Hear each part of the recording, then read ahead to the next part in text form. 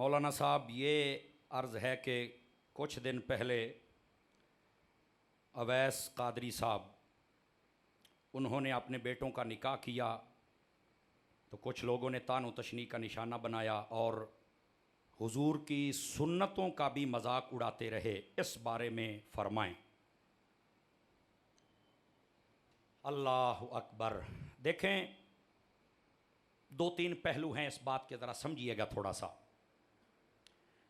पहली बात तो ये है कि निकाह हुजूर की सुन्नत है, ठीक है जी।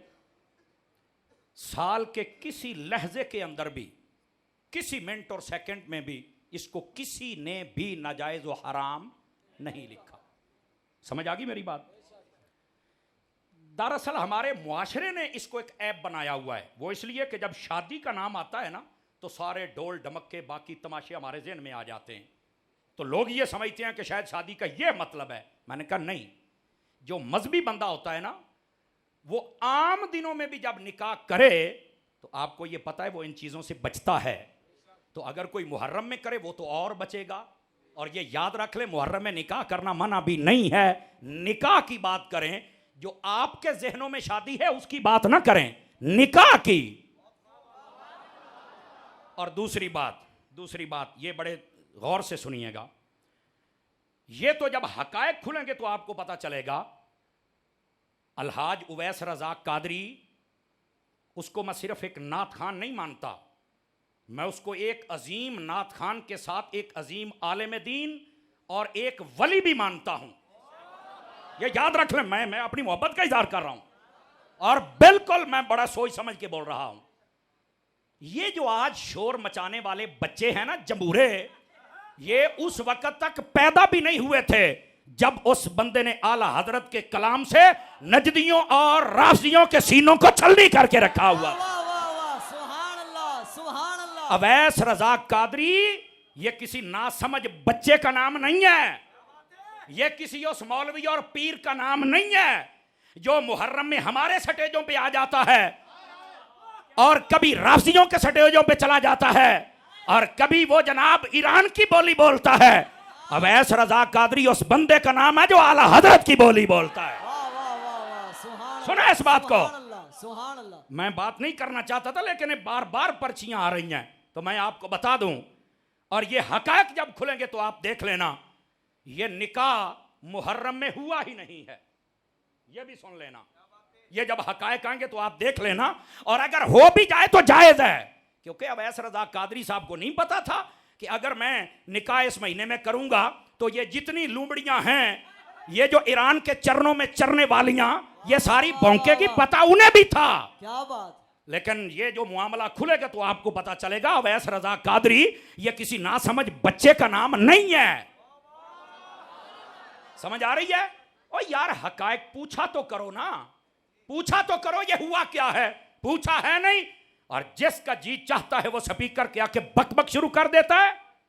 मैं आपको कहता हूं थोड़ी देर इंतजार करो, ये बिल्ली थैले से बाहर आ जाएगी, आप परेशान ना हो, आपको पता चल जाएगा। गिरामी कदर हज़रात, दूसरी बात, अगर यह भी हो कि निकाह उन्होंने मुहर्रम में किया है तो फिर भी क्या आप ये समझते हैं कि अवैस रज़ाक कादरी वो आका सल्लल्लाहु अलैहि वसल्लम की अहले बैत का माज़अल्लाह बुग़्ज़ी है या गुस्ताख है या सहाबा का है? ये हो ही नहीं सकता। मैं आपको जिम्मेदारी से कह रहा हूं, वो नबी पाक की आल का भी सच्चा आशिक है, नबी के असहाब का भी सच्चा आशिक है। अगर ये निकाह मुहर्रम में हुआ भी हो तो फिर भी उसने जो इंतखाब किया, जरा देखो तो सही ना यार। नमाज भी बाजमात है और सारी महफिल में जिक्र हुसैन होता रहा है, जिक्र अहले बैत हुआ। उसने अपनी हर चीज अहले बैत की खुशी में डाल दी है, अहले बैत के खाते में डाल दी है। और लोग फिर नहीं राजी हो रहे, कहते हैं जैसे हम अहले बैत का जिक्र करते वैसे तुम करो। मैंने कहा वैसे नहीं होगा, क्योंकि तुम तो ईरान के यतीम खानों में पलने वाले हो, ये तो आला हजरत के मैखाने से जाम पीने वाला है। ये तुम्हारे साथ बैठकर ऐसी बात नहीं कर सकता। और सुनो, ये हकायक जब आएंगे तो मेरी बात को आप सुनेंगे कि यार मौलाना ने सही कहा था। हाँ, ये मैं बता दूं, बसा औकात बंदे का जी नहीं चाहता होता कि मैं ये काम इन दिनों में करूं, अगरचे जायज हो, लेकिन उसमें कोई ना कोई देखा, पूछो तो सही वैस भाई मसला क्या बना, कि लोग कहते हैं वलीमा किया, चलो हो सकता है निकाह पहले हुआ हो, तो वलीमा क्यों किया? यार कोई मजबूरी पूछ लेनी चाहिए किसी से। मैं आपको बताता हूं, मेरा एक दोस्त था, पिछले साल की बात है, उसकी अजीजदारी थी कराची में, वो रहता था फैसलाबाद में। उसकी बुढ़िया अम्मा थी, उसकी जौजा अचानक अटैक हुआ, फौत हो गई। वो मुझे कहने लगा मौलाना अब ये 3 मुहर्रम का दिन है, ठीक है, लेकिन अब मैं करूं क्या? मेरे छोटे बच्चे भी हैं, अजीजदारी मेरी उधर की है, और यहां मेरा कोई रिश्तेदार नहीं है, मेरे छोटे बच्चे इनको कौन संभाले? मेरी मां इतनी बीमार है, वॉशरूम तक औरत ले जा सकती है, बाकी सारे मामलात मैं नहीं कर सकता, मैं क्या करूं? आप बताइए, मैं उसे यह कहता कि 2 मिनट ठहर जा? उसने कहा हमारे पास रिश्तेदारों ने यह कहा है कि हम बच्ची का निकाह तेरे साथ कर देते हैं, लेकिन कुछ लोग कहते हैं मुहर्रम में निकाह हराम है। मैंने कहा मैं तुझे गारंटी देता हूं, आला हजरत ने भी लिखा है मुहर्रम में निकाह हराम नहीं है, याद रख लो, निकाह हराम नहीं है। लेकिन यार किसी की मजबूरी देखा करो। अब उसकी मजबूरी जिसको मैंने बताया, उसने निकाह कर लिया। मैंने कहा बेटा ये मसला है, मैं गारंटी देता हूं निकाह बिल्कुल जायज है, बाकी ये जो तमाशे हैं ये तो बाकी 12 महीनों में जायज नहीं तो मुहर्रम में जायज कैसे हो जाएंगे? समझ आ रही मेरी बात की? तो ऐसी कोई मजबूरी हो सकती है। किसी ने पूछा है अलहाज उवैस रजा कादरी साहब से, तो बक बक करने की लोगों को किसने इजाजत दे दी है? मैं बड़े निहायत दुख से कह रहा हूं उस शख्स के बारे में जिसने पिंडी में बैठकर बड़ी मुनाफिकाना और हय्याराना बाजारी जबान इस्तेमाल करते हुए अलहाज उवैस रजा की बेटी के बारे में भी ऐसे कलेमात बोले हैं। मैं कहता हूं अवैस रजा कादरी से मेरा कोई इतना लंबा चौड़ा ताल्लुक नहीं। इतना लंबा चौड़ा इसलिए कहा है कि बस जब तालिब इल्म थे तब से उनको सुनते हैं और उनकी मोहब्बत हमारे दिल में है। मेरा ख्याल है कभी 1 घंटे की मेरी मुलाकात भी जिंदगी में नहीं हुई, लेकिन मैं जो कह रहा हूं पूरी जिम्मेदारी से कह रहा हूं, उसने गलत किया है। ओ जो पिंडी का वो शैतान है। मेरे पास लफ्ज बहुत है बेटा, और तू भी कान खोल के सुन ले। मेरे पास वीडियो मौजूद है, उसके अंदर ना वो मेरा नाम भी बिगाड़ के ले रहा है। शिमर अत्तारी मुझे कहता है। मैंने कहा कोई ऐसी बात नहीं, मैं अभी तुझे कुछ नहीं कहूंगा। उसकी वजह यह कि मैं देख रहा हूं कि तू जरा अच्छी तरह से अपनी तरबियत का इजहार कर कि तेरी तरबियत क्या है, समझ आई ना? और हमारे मुर्शिद ने तरबियत की है, नहीं तो पुत्रा मेरे को इंज दे लफज ने मां तेरियां धुएं कट के रख दे, तू याद रखे हो या कि ये। लेकिन ये सुन लो मौलाना साहब, सुन लो, तुमने ये बहुत बड़ी बेगैरती की है। तुमने अवैस कादरी की बेटी के बारे में ये कहा कि क्या वो भाग रही थी। हम इस तेरे जुमले और तेरे रवैये पर लानत भेजते हैं, तुझे शर्म आनी चाहिए। स्टेज पर बैठने वाला बंदा इतना बड़ा बेगैरत हो सकता है, हमने सोचा भी नहीं था। हमें पता है कि तू हर 6 माह के बाद उलमा अहले सुन्नत को काटता है, पर अब तो तू घर तक पहुंच आया है। सुन ले, तूने अवैस कादरी की बेटी को कुछ नहीं कहा, ऐसे समझ के तूने हमारी बेटी को कुछ कहा है। आपको पता है अलहाज उवैस रजा कादरी के बेटे और बेटियां ये सिर्फ सनाखान ही नहीं, आलिम भी हैं और आलिमा भी हैं। तू आज ये बातें कर रहा है, हालांकि शरीयत में इसकी इजाजत है, और हकायक जब सुनेंगे तो फिर तुझे पता चलेगा। मौलाना तुझे हया करना चाहिए। ये लफ्ज भी मैं मौलाना का इस्तेमाल कर रहा हूं, अभी कुछ रियायत है। मौली साहब मेरा ये मशवरा है, माफी मांगो अलहाज उवैस कादरी से। तुझे शर्म नहीं आती? और फिर हवाले देते हो कि एक मुफ्ती ने कहा है, उस मुफ्ती का भी हम पता लगा लेते हैं कि उसकी औकात क्या है। समझ आई नहीं ना? तुम्हारी तो सामने आ गई ना। यार मुझे एक बात बता भाई, इतना तुझे दर्द हुआ है, तू बता। हजरत उमर की गुस्ताखी हुई है पिछले दिनों सखर के अंदर, तेरा क्लिप नहीं हमने देखा। सिद्दीक अकबर को लोग भौंक रहे हैं, मौलवी तुझे दर्द नहीं हुई? यहां पर उलमा अहले सुन्नत को बका जा रहा है, तूने कभी ये बात नहीं की। और तेरी ये गंदी आदत है, कभी तू अल्लामा पीर इलियास कादरी साहब को काटता है, कभी अल्लामा डॉक्टर अशरफ आसफ जलाली साहब को काटता है, कभी मुफ्ती मुनीबुर रहमान साहब को काटता है, कभी तो जनाब गुफरान सियालवी साहब को काटता है, कभी तो समर अत्तारी साहब को काटता है। तुझे खैर तो है? और तेरी जबान सिर्फ उलमा अहले सुन्नत के खिलाफ है, और जो भी मसलक के रजा का नाम लेता तू काटना शुरू कर देता है। अब नाथ खानों की तरफ तू आ गया है। खुदा का खौफ कर, अपने रवैये पर गौर कर। अवाम अहले सुन्नत, आप जो क्लिप जारी किया है ना, अब दे जवाब उसका। तू क्या ये समझता है कि ये मोहब्बत अहले बैत है? ये मोहब्बत अहले बैत नहीं है जालिम, तुझे किसी ने बताया ही नहीं है। ये मोहब्बत अहले बैत नहीं है।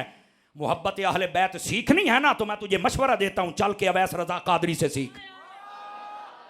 तूने उसकी बेटी पे हमला किया, और मैं तमाम उलमा से और तमाम इमाम अहले सुन्नत से अपील करता हूं, इस कमीने मौलवी को कहा जाए घरों तक ना पहुंच, वरना ये तुझे काम महंगा पड़ेगा। मादरत कर। क्यों भाई, आप साथ हैं जितने हैं? मादरत कर इस काम से।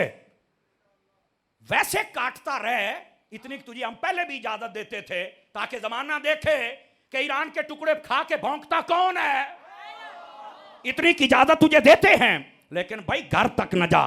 तमाम उलमा, तमाम अवाम समझो, यह सिर्फ उर्स की बेटी को बात नहीं हुई, यह हमारी बेटी को बात हुई है। ऐसे कमीने बंदे को स्टेजों पे आना चाहिए? शर्म कर, शर्म करो। उस मौलवी से कहो खुदा का खौफ कर। तूने ये सारे समझे हुए हैं कि ये वो ही हैं पिंडी वाले जो मेरे सामने बैठते हैं। ओए पिंडी दी ये बिलिए, तैनू पता ही कोई नहीं कराची दे खंबे दे विच करंट कितना हुंदा है, तैनू पता ही कोई नहीं है। खुदा का खौफ कर। और ये जो बात जनाब ने की है ना, इस बात से तौबा करो, वापस लो इन बातों को। और मैं अलहाज उवैस कादरी की खिदमत में भी अर्ज करूंगा कि ऐसे मौकों पर ये खबीस बकवास करते रहते हैं। हमें यकीन करो, अगर मेरा बस चले तो मैं उवैस कादरी से ताज़ियत करूं, क्योंकि इतना बड़ा तीर मारा है उसने बेटियों को, इतना बड़ा तीर मारा है। मैं उनसे कहूंगा कि आप ना बस अपना मुकद्दमा अल्लाह की बारगाह पे छोड़ दें। खुदा की कसम, जब वहां से इसकी पकड़ होगी ना, जमाना देखेगा। और तुम नोट करो मेरी बात को, अंधेर जो होता है ना, वो ज्यादा देर चलता नहीं है। मेरी दुआ है अल्लाह इन जालिमों को ऐसी इबरतनाक सजा दे, इनको पता चले कि हम उलमा और अवाम अहले सुन्नत के साथ क्या करते रहे और आज हमारे साथ क्या हो रहा है। दुआ तो हम कर ही सकते हैं, क्योंकि हमारे पास ना छुरियां, ना चाकू, ना पिस्तौल, ना हम ये काम कर सकते हैं। लेकिन यार, ये जो लोग बेगैरती से बाज नहीं आते, उनके लिए हम ये तो कह सकते कि या अल्लाह इनको निशाने इबरत बना। समझ आ रही है मेरी बात की? हम सबको पता है मौलाना तेरी औकात क्या है, यह तुमने बहुत गलत कदम उठाया है। और याद रखें, जितने भी सहीहुल अकीदा लोग हैं, उन्होंने एक ही बात की। उन्होंने कहा यार, जब शरीयत ने मना नहीं किया तो ये कौन है जो कहता है कि अहले बैत के बुग़्ज़ में शादियां रचाई, अहले बैत के बुग़्ज़ में भड़कीले कपड़े पहने। और बात अवैस कादरी साहब को करनी थी, चलते चलते मेरे पीर को भी काटने लग पड़ा। कमाल वाली गल है यार, ये क्या बात हुई भाई? बात किसकी होती है? चल किसके पीछे चढ़ता है, जबकि बात उसकी भी ठीक है। समझ आ रही मेरी बात की? ऐसे बेजमीर लोगों से अपने आप को दूर रखिए, उनको दूर कीजिए और उनको समझाइए तुमने ये जो हरकत की है, ये बहुत गंदी हरकत की है। और याद रख लो बेटा, ये जो बुनियाद तुम बांधने लगे हो ना, ये बुनियाद तुम्हें बहुत नुकसान देगी। मेरी बात और याद रख लो। समझ आ रही है? और याद रखें, यहां पर मैं एक इशारा दे देता हूं। एक देवबंदी मौलवी है, साजिद देवबंदी, मैं ज्यादा खुल के बात नहीं करता, उसने लिखा है अपनी किताब में कि इसकी विलादत कैसे हुई है। इन वाक़ पढ़ के सुना उसने कैसे लिखा है। अपनी औकात में रहो। मुझे कई लोग कहते हैं कि ये बताया करो, मैंने कहा नहीं, हमारे घर की ये तरबियत नहीं है, चूंकि हमारे पास घर वालों ने शऊर दिया है और इनके पास शऊर की ऐन निकाल लो, शोर है, शऊर नहीं है। कुछ खुदा का खौफ करो यार, कुछ खुदा का खौफ करो। आले सुन्नत के साथ जो तुमने जुल्म किया है, अब तुम्हारी दुकानदारी ज्यादा चलने वाली नहीं है। हाँ, ज्यादा से ज्यादा अगर इख्तलाफ करना था तो ये कह सकते हैं कि यार इन दिनों में निकाह न रखते, थोड़े दिन आगे कर, ये ज्यादा से ज्यादा। और मैंने कहा ये भी जब बात खुलेगी तो पता चलेगा ये सब कुछ पहले था। ये मुहर्रम के अंदर तो सिर्फ उन्होंने महफिल रखी है जिसको अपनी वलीमे के साथ मंसूब किया और तुमने शोर मचाना शुरू कर दिया। काम तो सारा पहले हुआ था। समझ आ रही है मेरी बात की? तो दोस्ताने गिरामी, ऐसे लोगों को चाहिए खुदारा अहले सुन्नत के ऊपर मेहरबानी करें, वरना याद रखो अल्लाह की जब पकड़ में आओगे ना, लानते तो पहले ही बड़ी बरसती हैं। जरा शीशे में अपना चेहरा देखना, तुम्हें पता चलेगा कि मैं चंगा भला इंसान सी ते हूं लूमड़ी तो भैड़ी मेरी शक्ल हो गई है। इतना गंदा तो इंसान है अब क्या अपने जुबानों से जहर उगल कर, क्या जो भी मसलक रजा की बात करता है उनसे तू बेजार करने की कोशिश करता है? तुझे शर्म नहीं आती? कभी दावत इस्लामी को भौंकता है और कभी नबी पाक की सुन्नत मिसवाक को भौंकता है, कभी सुर में लगाने वाली मिसवाक जो सुन्नत है उसको भौंकता है। तुझे हया ही नहीं आती? इतना बेलगाम है। आप जितने बैठे हैं मैं आपकी खिदमत में रिक्वेस्ट करता हूं और उलमा की खिदमत में भी, ये उसने सिर्फ अलहाज उवैस रजा की बेटी को बात नहीं की, हम सब की बेटी को बात की है। तमाम उलमा इसकी मुजम्मत करें और इसको समझाने की कोशिश करें जिनके हाथों में इसकी लगामें हैं। इसका जरा पटा मजबूत करें और इसके मुंह के ऊपर भी कोई चीज चढ़ाएं। ये जो बांक बांक करता है ना, इसको कहो जरा अपनी हद में रहे। हमारा अहले सुन्नत पहले ही बड़े टुकड़े टुकड़े हो चुकी है और जितना मेहरबानियां इन लोगों की है वो भी आपके सामने है। ऐसे कमीने लोगों से अल्लाह ताला हमारा पीछा छुड़ाए और अल्लाह ताला हम अहले सुन्नत पर अपना फजल करम अता फरमाए। बात समझ आ गई आप सभी हज़रात को? ये मैंने बात सिर्फ इसलिए की है ताकि आपको हकायक समझ आए। ये आ जाएगा 2-4 दिन आ जाएगा। अलहाज उवैस रजा कादरी साहब वो को ना समझ बच्चा नहीं है, आ जाएगा सारा कुछ, पता तुम्हें चल जाएगा असल क्या था और लोगों ने तमाशा क्या बनाना शुरू कर दिया। ना भाई ऐसा ना करें और ऐसे लोगों को शर्म हया करनी चाहिए। मेरा जी तो चाहता था मैं कुछ और भी कहूं, लेकिन यार हम क्या करें, हमारी भी तरबियत किसी ने की हुई है ना। समझ आ रही है मेरी बात की? इस वास्ते वो जड़ा पंजाबी का जुमला है ना कि चवड़ा नहीं मारनिया चाहिए, चवड़ा मारनिया बंद करो, हकायक की तरफ आओ और इंशाल्लाह आप देखेंगे आने वाले दिनों में ये मसला खुल जाएगा। बात समझ आ रही है आप सभी हज़रात को? जिसको आई जरा सुभान अल्लाह फरमाए फिर अगली बात करें।